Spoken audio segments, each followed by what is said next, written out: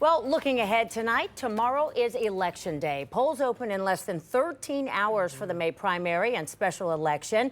It's your chance to make decisions that will affect you on the local level, your town leadership, your schools, your roads, and more. Yes, so 10 TV political reporter Doug Petcash joining us live in studio tonight. And Doug, we know big decisions are on the line, but so far a small turnout. Yeah, Angela, especially when you compare it to the huge turnout of the presidential election. There are bonds and levies and city council races to decide, and one statewide issue worth $2.5 billion. What we're seeing is relatively low participation. Secretary of State Frank LaRose is referring to the latest early voting numbers from his office. In the presidential election, 2.6 million Ohioans voted early. For this election, only 163,000 already cast ballots. Besides levies and bonds, city council races are on the ballot, including in Columbus, Hilliard, Whitehall, Lancaster, and Newark, plus the statewide issue 2. We kind of become dependent on the program. It provides additional funding beyond what our current local funds are able to accomplish.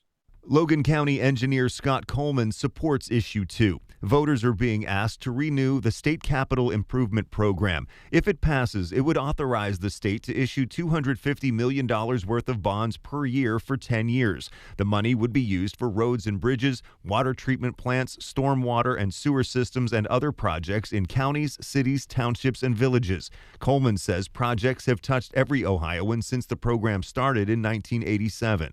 They may not realize that they're driving on roads or bridges that have been replaced with the state capital improvements program. If it fails, he says his county would feel it. Here in Logan County, that means just under $900,000 worth of projects that would not be performed. Voter turnout may be much lower than the presidential election, but Secretary LaRose says the stakes are still high. But what probably impacts your daily life more even than who lives at the White House is who works at the courthouse and the schoolhouse and City Hall.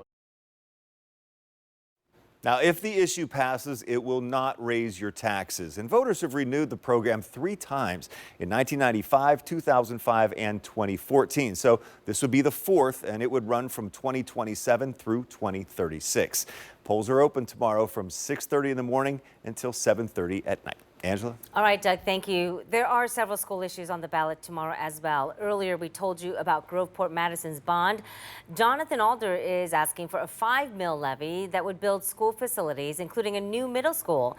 This would cost homeowners $179 a year for every $100,000 of their home value.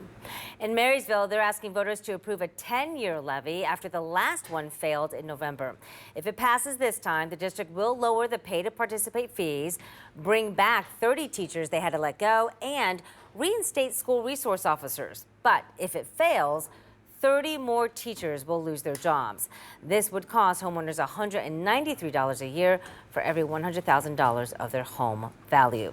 Now you can find out what's on your ballot, plus your polling location and the time. Simply text this word, VOTE, to 614-460-3345.